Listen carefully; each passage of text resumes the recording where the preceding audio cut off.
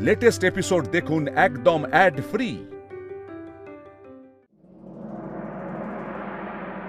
ওই তো নাদবু এসে গেছে। আয় নাদবু আয়।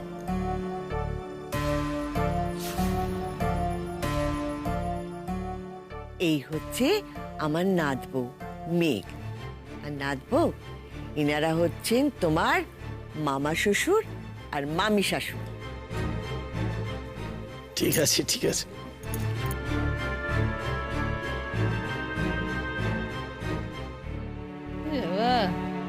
কে নীলের বউ?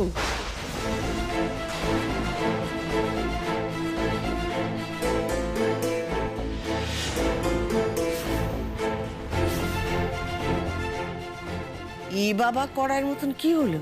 না, নীলের বউ বলতে আমরা কি আশা করি? না, নীলের পাশে দাঁড়ানোর মতো একটা স্মার্ট ঝকঝক একটা মেয়ে, এই ময়ূরীর মতো। মীনাক্ষী, তুমি শেষকালে এরকম একটা বউ ঘরে আনলে? এ তো সেই আমাদের কালের মতো, শাড়ি গয়না দিয়ে একেবারে জ্যাবরা হয়ে আছে। তাই বাড়িতে ওকে যেমন পোশাক আশাক দেওয়া হয়েছে তেমনটাই পড়েছে ও। আর সত্যি কথা বলতে কি, অমন ওই প্যান্ট শার্ট পরা নতুন বউ দেখার থেকে এরকম শাড়ি গয়না পরা নতুন বউকে দেখতেই ভালো লাগে। আর তাছাড়া আমার নাত বউ তো চিরটা কাল শাড়ি গয়না পরে ঘরে বসে থাকবে না। আমার নাত বউ লেখাপড়া করে, কিছুদিন বাদেই তো ইউনিভার্সিটিতে যাবে। তখন তো যেই কে সেই। মিনা, কাণ্ডটা হলো কি করে? মানে কোনো কেলেঙ্কারি টেলেঙ্কারি আছে নাকি? এমা না না, সেরকম কিছু না। বললাম তো, আমি পরে বলছি তোমাদের।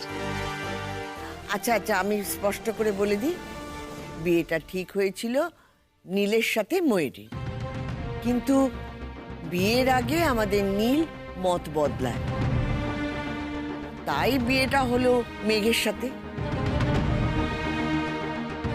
কিছু মনে করবেন না মাসিমা, আপনি এমন করে বলছেন যেন এমন ঘটনা হামেশাই ঘটছে। আমি তো জন্মে কখনো এরকম কথা শুনিনি। না, আমার ভাগ্নে যে এরকম কাণ্ড করেছে আমার তো বিশ্বাসই হচ্ছে না। তবে নীল করেছে নাকি কেউ নীলকে দিয়ে করিয়েছে সেটা কিন্তু আমি জানি না।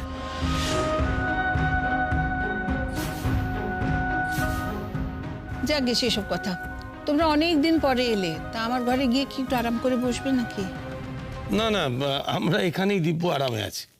তাছাড়া তুমি যা শোনালে, এই তুমি জানো তোমার কি নাম বললে? মেঘ। একেবারে সার্থক নামা, গোটাটাই তো অন্ধকার হয়ে আছে। তুমি কিন্তু বেশ অদ্ভুত মেয়ে মেঘ।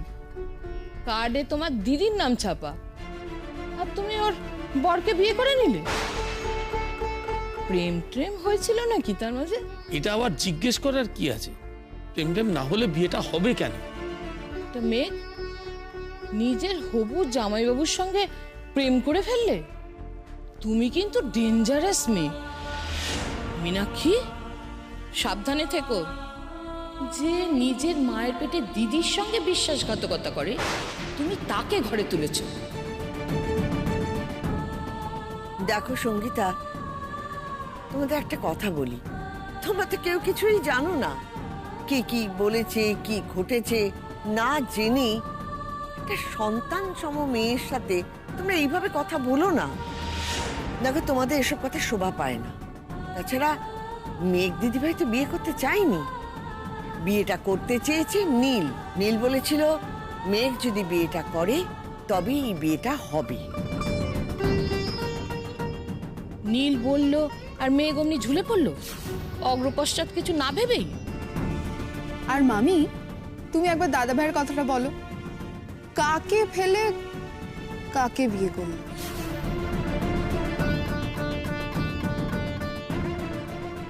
সত্যি বাবা, তোমার ভাগনার চোখে না নির্ঘাত নেবা হয়েছে। না হলে কেউ এই মেয়েকে ছেড়ে একে বিয়ে করে? নীলের পাশে ওকে মানাবে?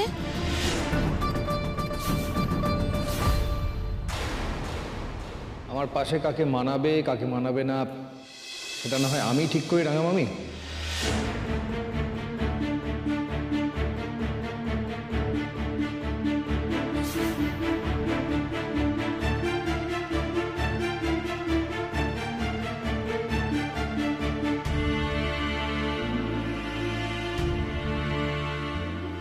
দাও আমাকে দাও।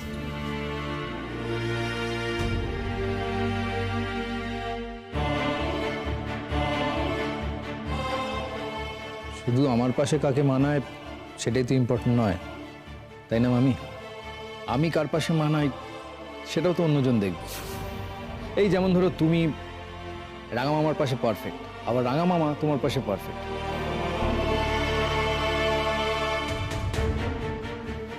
আমি একটু কিচেন থেকে আসছি। হ্যাঁ, তুই বাজার ঘুরে এই পারফেক্ট খুঁজে পেলি?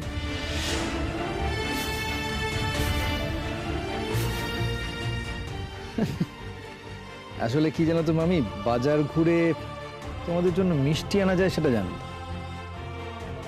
বউ আনা যায় সেটা জানতাম না। তা রাঙা মামা কি তোমাকে বাজার ঘুরে খুঁজে পেয়েছিল? নীল, কি সব বলছো? যা শুনলাম তাই তো বললাম মা। মামি, তোমরা মেঘ সম্পর্কে অনেকগুলো কথা বলছো, মানে ও কতটা খারাপ, ওর দিদির পাশে কতটা কম।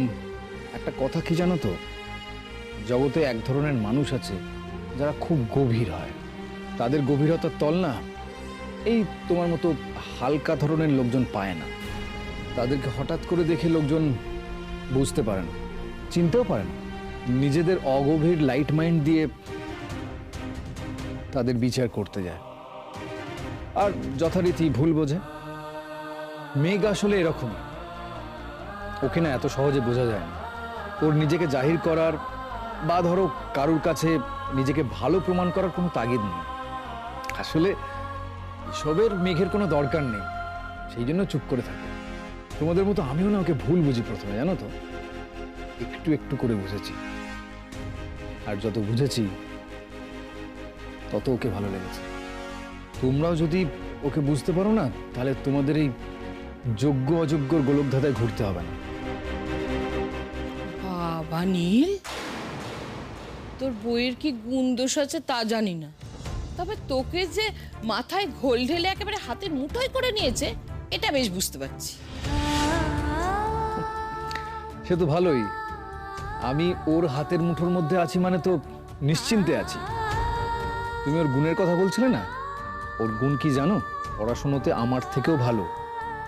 আর ও যদি গান গায় তাহলে তোমার মতো মানুষও প্রশংসা না করে থাকতে পারবেন। তা শুনবে নাকি ওর গান? থাক ভাগনা থাক, তোমার বউয়ের গুণের আর এক্সিবিশন করার দরকার নেই। ভর দুপুরে বাড়ির বউ মেহফিল বসালে সেটা মোটেও ভালো দেখাবে না। দাবা সত্যি বলি, অনেক তো বয়স হলো, বাড়ির বউকে নিয়ে কি ভাষায় কথা বলতে হয় ভুলে গেলি?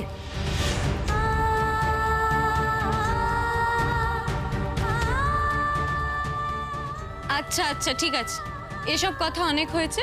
বাড়িতে গেস্ট এসেছেন, তারা এখনো মুখে জল তোলেননি, এটা তো ঠিক নয়। না,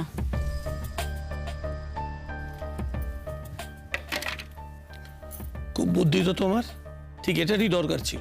আমার বাড়িতেও তো এটা করতে হয়। বাবি বাইরে থেকে আসলে শরবতটা মুখের সামনে ধরতেই হয়। তোমার কথাগুলো না খুব মিষ্টি। তুমি শরবত বানালে আলাদা করে মিষ্টি দিতেই হবে না, এমন মিষ্টি মেয়ের হাতও তো মিষ্টিই হবে। এই বাবা, এটা এবার একটু বেশি হয়ে গেল। একটুও না, আমার তো তোমাকে বড্ড ভালো লেগেছে। কেমন ঝরঝরে একটা মেয়ে, একটুও জড়তা নেই। তোমার বোনটাকে একটু মানুষ করতে পারো নি? ওরে বাবা রে, আমি আমি তো পড়াশোনা না করা মেয়ে, ফ্যামিলির ব্যাড গার্ল। আর মেঘ, ও ছোটবেলা থেকে লেখাপড়া করে, গান বাজনা করে, কত কিছু করে। ওর সঙ্গে আমার তুলনা? আমার অবস্থাটা বুঝতে পারছো রাঙা বৌদি? কার বদলে কে এলো? তোমরা না আজ দিনের শেষে মাথা ঠান্ডা করে একটু ভাববে, এই যে কথাগুলো মেয়েটার সামনে তোমরা ইচ্ছে করে বিদিয়ে বিদিয়ে বলছো, কতটা ঠিক করছো একটু ভেবে দেখো। মা, আমি একটু উপর থেকে আসছি। সেই ভালো নাচবো, তুই ঘরেই যা। আমিও ঘরে যাই, এখানে আমার দম বন্ধ হয়ে যাচ্ছে। হ্যাঁ চলো, আমি তোমাকে ঘরে পৌঁছে দিচ্ছি। না থাক, আমি একাই যেতে পারবো। তোর যেখানে যাওয়ার সেখানে যা।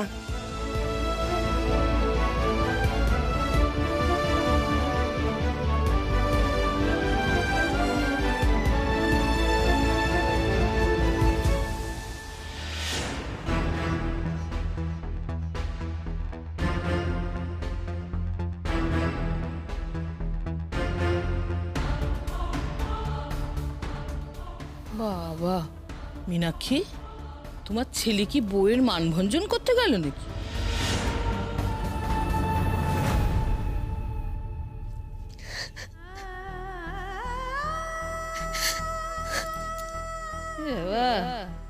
এ নীলের বউ, তোমার ভাগনার চোখে না নির্ঘাত নেবা হয়েছে। না হলে কেউ এই মেয়েকে ছেড়ে একে বিয়ে করে? নীলের পাশে ওকে মানাবে? মীনাক্ষী সাবধানে থেকো, যে নিজের মায়ের পেটে দিদির সঙ্গে বিশ্বাসঘাতকতা করে তুমি তাকে ঘরে তুলেছো।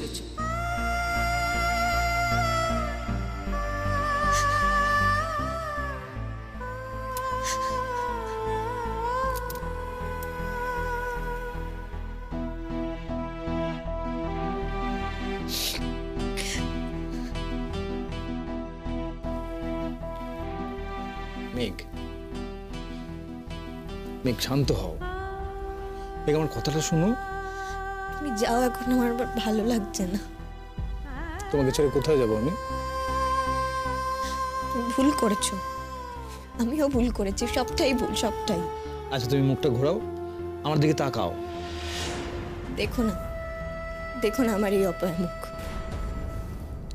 মেঘ, মেঘ তুমি নিজে যদি কষ্ট পাও তাহলে তো আমিও কষ্ট পাবো। মেঘ কেন তুমি? জানি আমার সব খারাপ, যেটা করছি আমি অন্যায় করছি, কিন্তু কি করলে আবার সব ঠিক হয়ে যাবে আমাকে বলতে পারো?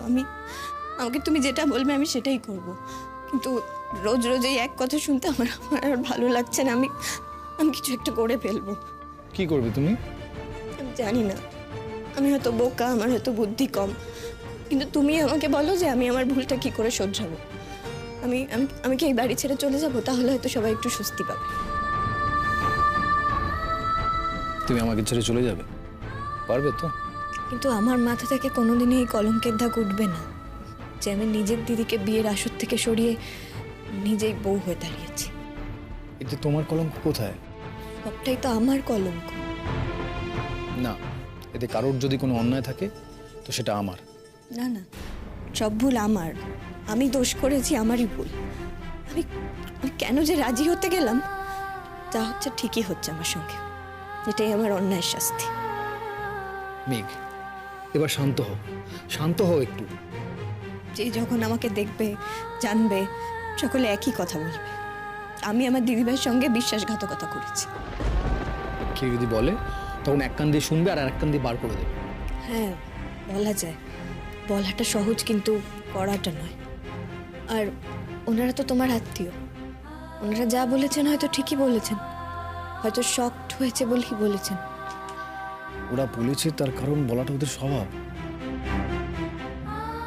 একটা কথা জেনে রাখো, ওরা যদি ময়ূরীকে বউ হিসেবে দেখতো না, তাহলে দুটো ভালো কথা বলার পর 3 নম্বর কথা ওরা নিন্দেটাই করতো। এটাই ওদের নেচার। কিন্তু তাকে তো শুনতে হতো না যে সে দিদির বরকে হাতের মুঠোয় করেছে। আমি তোমার দিদির বর নই, ছিলামও না। আমি তোমার বর। দেখি হাতটা।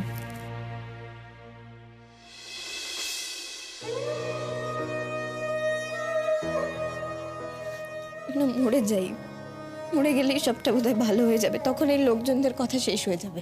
আর একবারও যদি এই কথাটা বলেছো না, তাহলে সেদিনের মতো পাঁজা খোলা করে তুলবো আর গিয়ে সোজা নিচে নিয়ে যাব, দিয়ে তারপর ওদের সকলকে আমার বউয়ের কাছ থেকে মাপ চাওয়াবো। ভালো হবে সেটা? করবো?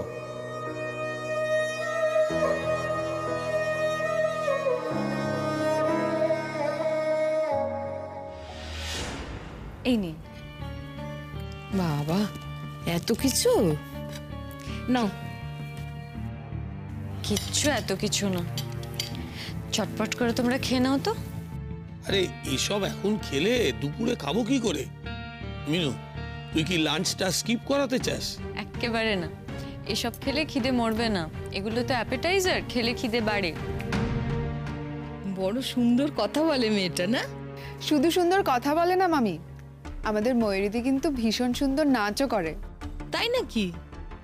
তা কি নাচো তুমি? আমি ছোটবেলায় ভারতনাট্যম শিখেছি, তারপর কন্টেম্পোরারি।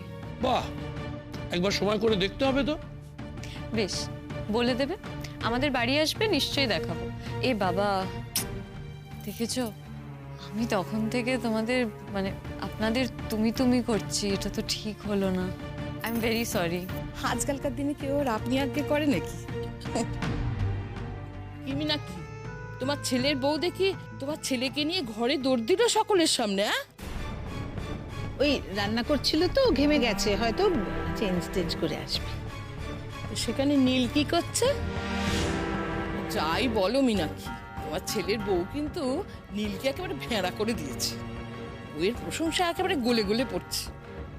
আরে ভাগ্নে বউয়ের কাছে শেষে মাপ টাপ চাইতে হবে নাকি? তুমি কেন এটা করলে বলো তো? সত্যি তো আমার তোমার পাশে দাঁড়ানোর কোনো যোগ্যতা নেই। দিদিভাই কত সুন্দর, কত বুদ্ধিমান, দিদিভাই কি মানায় তোমার পাশে? মেঘ,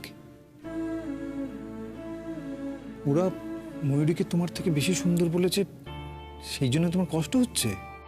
তুমি কবে থেকে সুন্দর অসুন্দর নিয়ে ভাবনা চিন্তা শুরু করলে? আমি তো জানতে পারিনি এটা। আমি তো জানি আমার মেঘ কোনোদিন বাইরের সৌন্দর্য নিয়ে মাথায় ঘামায় না, তার তো মনটাই সুন্দর। আমি তো এই আঁকা বাঁকা শীতের উস্কো খুস্কো চুলের মেঘকেই ভালোবেসেছি। আমি তো এই মেকআপহীন মেঘকেই ভালোবেসেছি সেই দেখার প্রথম দিন থেকে। মনে আছে কি জোরে ধাক্কা মেরেছিলে তুমি আমাকে?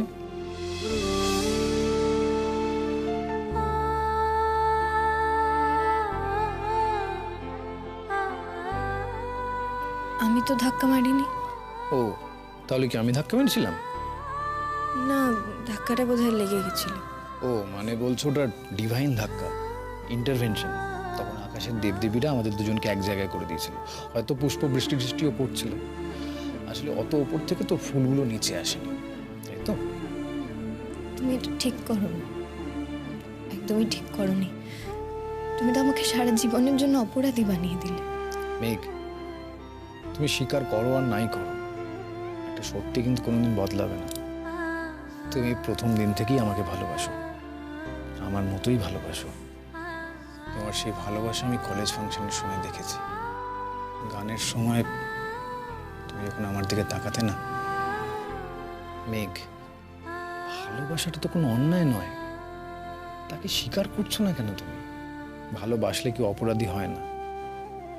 বোকা কোথাকার।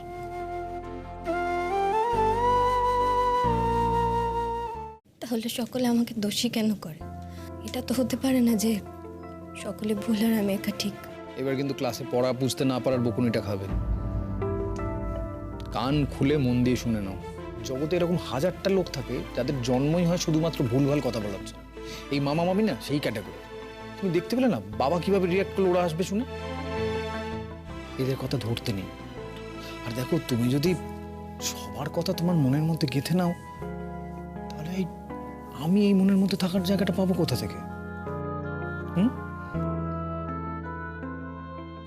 আচ্ছা, তুমি এবার নিচে যাও, অনেকক্ষণ হলো ওপরে আছো, এটা নিয়ে আবার অনেকে অনেক কথা বলবে। বলুক, এখানে আমার বউ ঘরের মধ্যে দুঃখে চোখের জল ফেলবে, আর আমি নিচে গিয়ে দুটো ফালতু লোকের সাথে ফালতু কথা বলবো? আর ওরা কে কি বললো তাতে আমার কিচ্ছু যায় আসে না। দেখো, নিজের মনের মধ্যে একটা ফিল্টার রাখবে, কার বলা আমার কাছে ম্যাটার করে আর কার বলা করে না সেটা তো বুঝতে হবে। ওদের কোনো কথাই আমার কাছে ম্যাটারই করে না। কিন্তু হ্যাঁ, ওরা যদি আর ফার্দার তোমাকে কোনো রকম ইনসাল্ট করার চেষ্টা করে তাহলে কিন্তু না, যে যাই বলুক তুমি কিছু করবে না। সরি ম্যাডাম, এই কথাটা তো আমি শুনবো না। নীল,